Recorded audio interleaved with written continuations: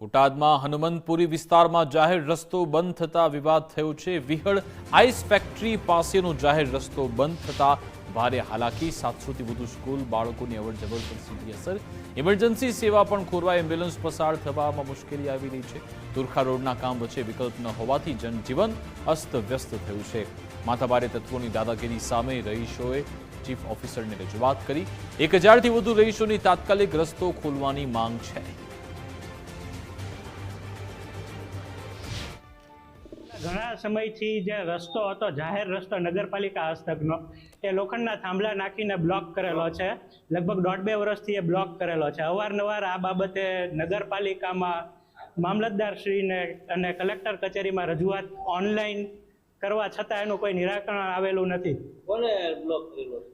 એ પૂર્વ કોર્પોરેટર, પૂર્વ પ્રમુખ અને પૂર્વ ઉપપ્રમુખ ત્યાં આગળ રહે છે। પ્રદેવભાઈ સોરઠિયા અને કિશોરભાઈ પાટીવાળા છે, એ લોકો બધાએ સાથે મળી અને શેરીવાળા સાથે રાખી અને રસ્તો બ્લોક કરેલ છે। અમારે તુરખા રોડેથી પાળિયાદ રોડે જવા માટે વચ્ચે રસ્તો છે ને, નગરપાલિકાએ બનાવેલો રોડ છે, એની વચ્ચે થાંભલા ખૂટા ઊભા કરી નાખ્યા છે અને એ ખુલ્લા કરવા માટે અમે રજૂઆત કરવા આવ્યા। એ શેરીવાળા એક આડા કરી નાખ્યા છે। એ શેરીમાં બધા ઈસમો રહે છે। બળદેવભાઈ પ્રજાપતિ નું ઘર પડખે છે। આનપુરની સાઈડ કિશોરભાઈ પાટીવાળાનું છે। શું કારણે થાંભલા નાખવામાં હવે કારણની તો કઈ ખબર નથી, પણ ટૂંકમાં જાહેર રસ્તો જાહેર છે। બધા તુરખા રોડ થી પાળિયાદ રોડ ને જોડતો રસ્તો આવશે સીધો, અને નગરપાલિકાએ રોડ બનાવેલા।